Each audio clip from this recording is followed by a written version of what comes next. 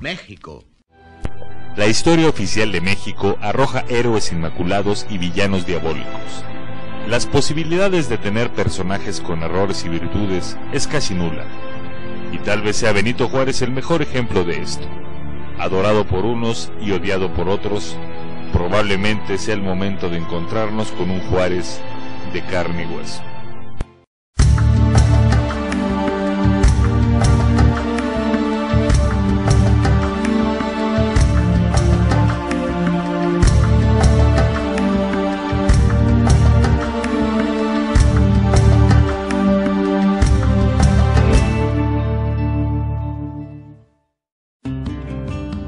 Lo primero que nos preguntamos es, ¿de dónde salió este indio zapoteca que llegó a ser presidente?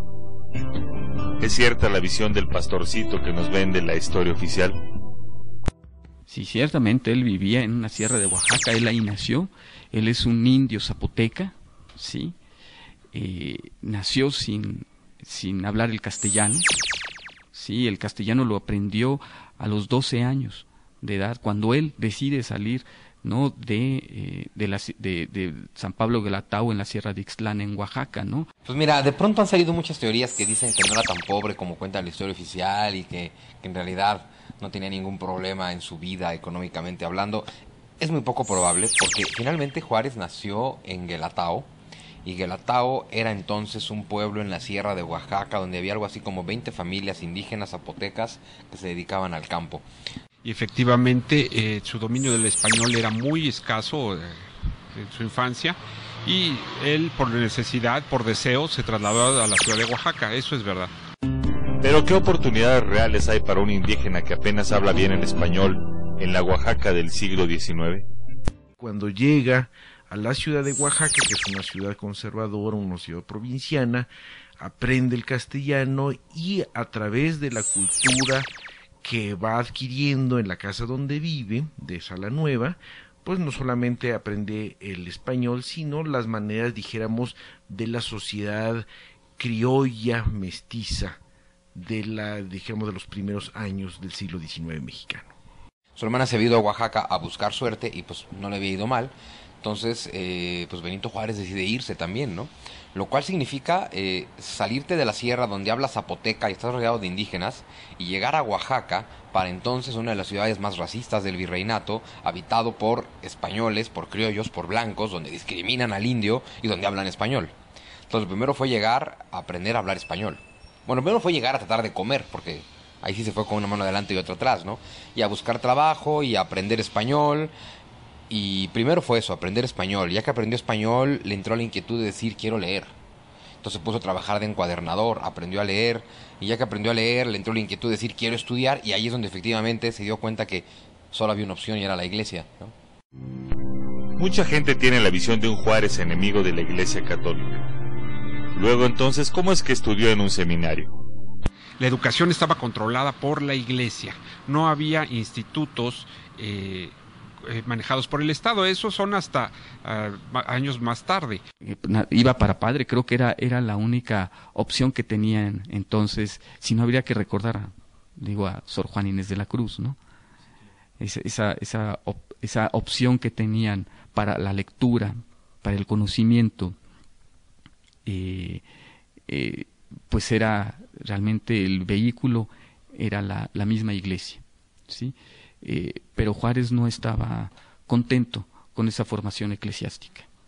Benito Juárez seguramente se dio cuenta de que no era su vocación y entonces decide, en contra de los deseos de la familia, en contra de los deseos del tío, una especie de acto de rebeldía, y dice, me voy a un instituto que tenga poco que ver con aquellas materias propiamente de religión, porque debemos recordar que la educación fuera pues fundamentalmente leyes que se daban en el México del siglo XIX, son leyes, pero son leyes muy cercanas a la formación que se daba en los seminarios, obviamente de la Iglesia Católica. Yo creo particularmente, porque hay mucha gente que dice que Juárez traicionó a la iglesia porque la iglesia lo educó y luego los votó y los traicionó y les hizo leyes en su contra y una serie de cosas, ¿no? Para mí es algo muy simple. Pasó con Juárez, como pasó con Hidalgo, como pasó con Morelos, como pasó con muchos que se metieron al seminario no por vocación religiosa, sino por vocación de comer, en el caso de Juárez, y vocación de estudio también, en el caso de Hidalgo, de Morelos, vocación de estudio en particular. Es decir, pues entra al seminario porque no hay de otra. En cuanto tiene suficientes conocimientos, que ya habla español, que habla un poco de latín, que ya conoce de gramática, de retórica, en fin, de lo que te enseñan en el seminario, desde luego un poco de filosofía, de teología, se siente, me parece a mí, con los conocimientos suficientes para decir, ya puedo votar el seminario, porque nunca le interesó ser cura. Y esta decisión no solo cambió la vida de Juárez, sino del México del futuro, pues su interés por otro tipo de conocimiento lo llevaron a graduarse como abogado, mientras que las lecturas liberales formaban el principio del político recio y decidido en el cual se convertiría años después. Yo creo que se acaba metiendo a la política porque se da cuenta que pasaba en ese entonces, como pasa hoy tristemente, pero más en esa época, que la única forma de asegurarte un empleo con un salario que te va a llegar es trabajar en el Estado. Entonces dice, pues a meterse en la política, ¿no? Finalmente, Juárez fue un hombre hábil políticamente, una persona que tiene interés político, por la política, empezar a buscar alianzas. Y eso es lo que empieza a hacer Juárez desde su época de juventud. El ascenso de Juárez fue tan veloz que llegó a ser diputado local e incluso se convierte en diputado federal por Oaxaca, puesto que lo hace visitar por primera vez la Ciudad de México.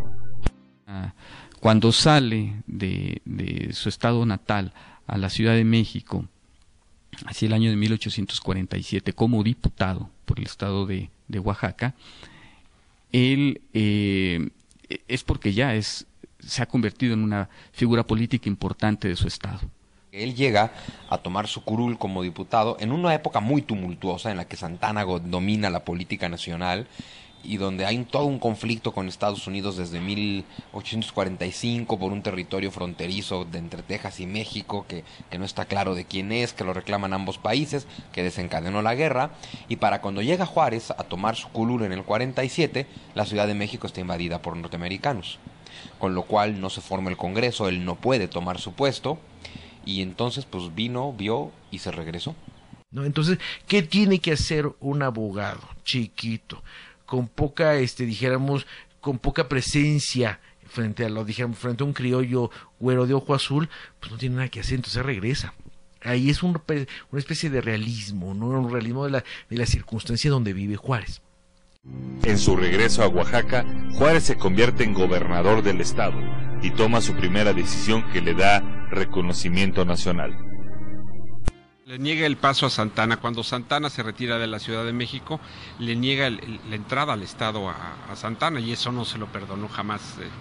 Para mí aquí lo interesante es plantear pues al indigenita Juárez, que debería ser una cosita así como de unos 50 y poquito, plantándosele sin ningún conflicto al arrogante, petulante de Santana, que finalmente pues es un criollo aristócrata de unos 70, de espaldas anchas, soldado, que tendría que imponerle a alguien como Juárez, y Juárez, pues así chiquito y todo, y dice, pues por aquí no puedes pasar. Y no pasa, se tiene que salir por Veracruz y dar todo un rodeo. Santana después le cobraría caro eso, ¿no? Lo tomaría preso, ¿sí? Y lo llevaría a caballo, ¿sí? En las peores condiciones, lo lleva a San Juan de Ulúa.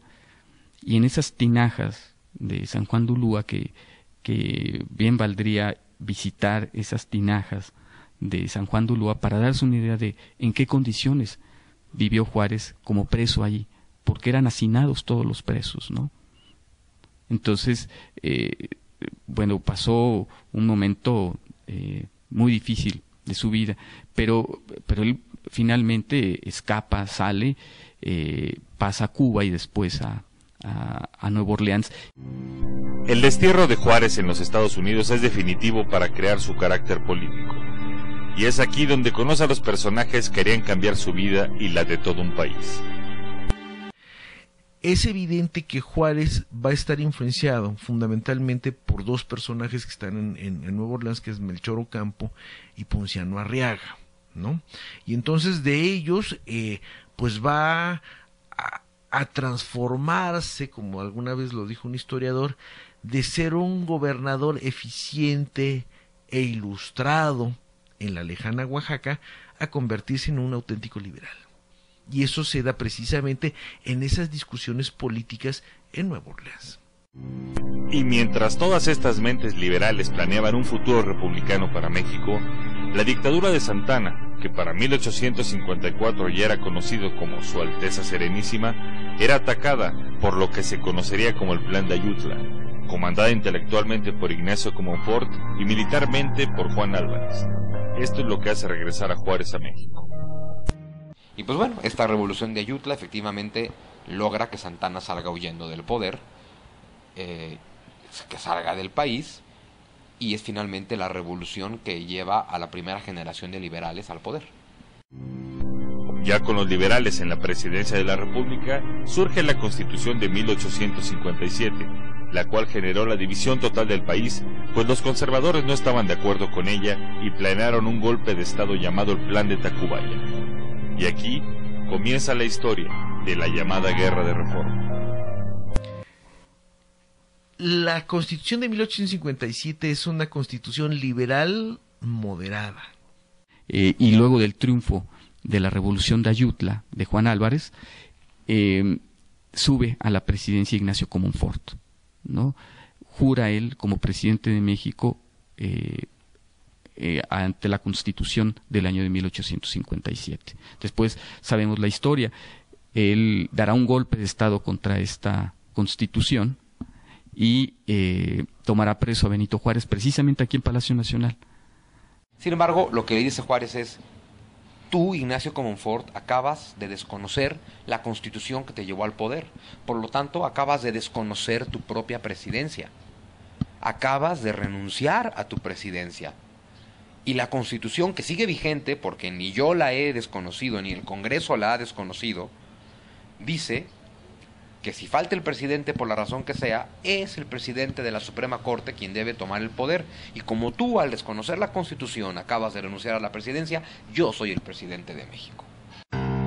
Pero a pesar de que Juárez era legalmente presidente, los conservadores habían tomado la Ciudad de México, y con Félix María Zuluaga al frente, desconocen la Constitución de 1857, y esto lleva al mismo Zuluaga a ocupar la presidencia interina de México.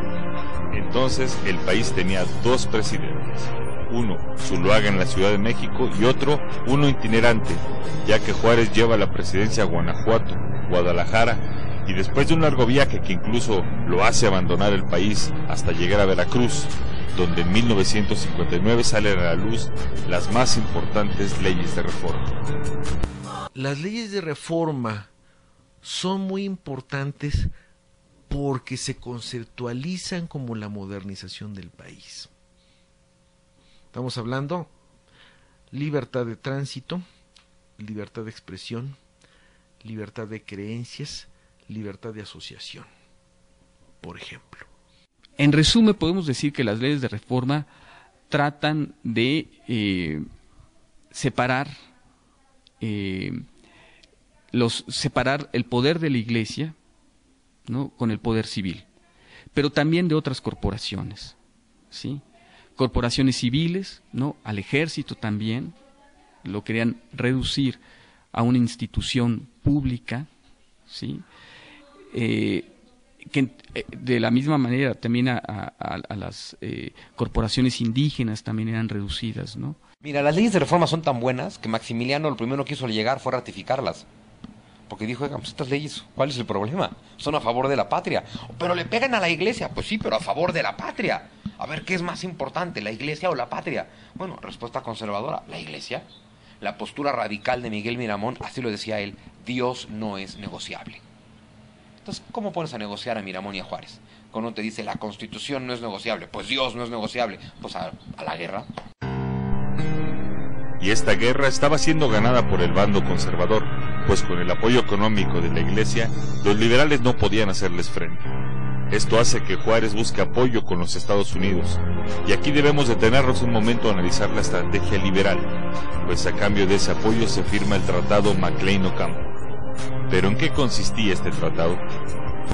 Mientras, como los gringos no dan nada gratis, evidentemente, y hubo que negociar con ellos, el punto es que en diciembre del 59 lo que hizo Benito Juárez en Veracruz fue firmar el famosísimo Tratado Maclean-Ocampo. No lo firma él, pues, lo firma Melchor Ocampo como ministro del Exterior y lo firma William McLean, secretario del Exterior de Estados Unidos. Pero es un tratado en el que básicamente Juárez, a cambio de ayuda norteamericana para ganar la guerra y quedarse en el poder, le está cediendo a los norteamericanos 3 franjas del territorio nacional a perpetuidad para que hagan en ellas lo que quieran. Lo que quieran quiere decir pasar tropas, instalar pueblos, dejar ciudadanos, extraer recursos, lo que quieran. Si el McLean Ocampo se hubiera llevado a efecto, hubiera sido terrible. ¿Por qué? Porque el McLean Ocampo plantea una serie de dijéramos como de rutas militares que hubieran dividido geográficamente la República por lo menos en 4 partes. Lo que está buscando Estados Unidos es territorio. Sí, nosotros les vamos a dar dinero y les damos el reconocimiento, que eso era algo muy importante. Lo que estaba buscando Juárez es que Estados Unidos le diera el reconocimiento a su presidencia como legítima. Eso es lo que buscaban, que legitimara su presidencia Estados Unidos. Entonces decían, les reconocemos a Juárez como presidente legítimo, y les damos dinero, pero nosotros necesitamos territorio y un paso a perpetuidad por el Istmo de Tehuantepec. La historia jugó a favor de Juárez. El comienzo de la Guerra Civil estadounidense hace que el Congreso norteamericano no ratifique el tratado, lo cual salva a Juárez de ser recordado como un vendepatrias. Sin embargo, los conservadores no pensaban tan diferente, pues al mismo tiempo que los liberales entregaban parte del país a los Estados Unidos, Juan Nepomuceno Almonte, hijo de Morelos, negociaba con Europa la llegada de un monarca extranjero a México. Sí, bueno, primero, cuando fueron a ofrecer la corona a Maximiliano, Juárez estaba sentado muy bien en la capital. Ya había triunfado el ejército constitucionalista, y eso fue lo que orilló a un grupo de expatriados a solicitar ayuda. De hecho, Almonte, que es uno de ellos, pues es de los derrotados de la guerra. Los conservadores realmente eran profundamente nacionalistas. El problema de la percepción que hay en cuanto a la independencia o soberanía de México es muy distinta de la que tenemos nosotros ahora. No se veía contradicción alguna entre traer un monarca extranjero y que México siguiera siendo un país soberano e independiente. La elección de Maximiliano tiene mucho que ver con esto, de que fuera extranjero. Al contrario, en vez de verlo mal, lo veían como un punto a favor. Porque un extranjero, decían ellos, no tiene espíritu de partido ni de uno ni de otro. No está involucrado ni comprometido ni con conservadores, ni con liberales, ni con un grupo tal o cual. Entonces eso era algo a favor. Con la intervención francesa y la llegada de Maximiliano, Juárez tiene que salir otra vez de la capital y es escoltado por Porfirio Díaz hacia el norte del país, desde donde comandará otra guerra ahora contra potencias extranjeras y el Segundo Imperio Mexicano, cosa que gracias a la pericia militar de generales como Mariano Escobedo y el mismo Porfirio Díaz, además de las diferentes guerras que habían en Europa, particularmente entre Francia y Prusia, lo logra en 1867 con la toma de Querétaro y el fusilamiento de Maximiliano de Habsburgo, hecho que muchos países condenaron. Mire, yo que he estudiado bastante esa parte, si uno lee, por ejemplo, los editoriales del The Times de Londres, que es el periódico que forma opinión pública en la Inglaterra victoriana, bueno, nos ponen no solamente a Juárez, sino a México como pueblo, como nación, como unos auténticos salvajes, ¿no? Probablemente el momento más icónico, más importante de todo el periodo de Juárez es haber derrotado no tanto a Maximiliano, que él como tal pues no era poderoso, pero es derrotar al imperio de Maximiliano, que es un Habsburgo, que finalmente lo condena a muerte, lo fusila, y es fusilar a un Habsburgo. O sea, es meterte con una de las familias más poderosas de Europa y del mundo, y no olvidemos que además a este hombre de la familia más poderosa del mundo lo mandó el emperador más poderoso de Europa en ese momento, que es Napoleón III. Entonces de pronto no me importa que sean los Habsburgo, no me importa que sea Napoleón III, no me importa que sean los franceses, no se pueden venir a meter en este país cada que se les dé la gana. tienen que entender que el respeto al derecho ajeno es la paz, tanto entre individuos como entre naciones, punto, y por eso me quebré a Maximiliano. Entonces, por un lado, se da ¿cómo se llama? Una denostación en contra de Juárez y el país que mandó a fusilar a esa persona, pero por el otro lado, en los hechos se reconoce el triunfo. Una vez con la República restaurada, Juárez vuelve a la capital y se reelige como presidente, no una, sino en 2 ocasiones, lo que hace que Porfirio Díaz se levante en armas contra su gobierno en 1971. En el llamado Plan de la Noria, el cual llevaba como lema la no reelección. Sin embargo, el 18 de julio de 1872, una noticia sorprende al país: Juárez ha muerto. Desde luego, estos personajes siempre están envueltos de mitos y leyendas, ¿no? Uno de estos mitos es que él fue envenenado, ¿no? Pero bueno, yo creo que más bien los testimonios nos indican que ciertamente murió de una afección cardíaca el 18 de julio de 1872. Juárez y su generación dejan a México un proyecto de nación del cual el país carecía. Pero ¿qué tan bien librado sale don Benito con la historia nacional? Sí, totalmente sale bien librado, porque la base política o la base de nuestro actual régimen político lo confiere, digamos, la política de Juárez, ¿no? Y sí, efectivamente, sí cometió errores como los han cometido cualquier ser humano, pero yo creo que aquellos que cometió fueron de buena fe.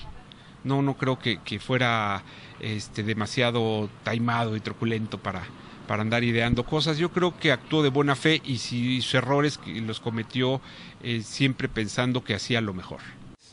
Para mí el balance general de Juárez es favorable.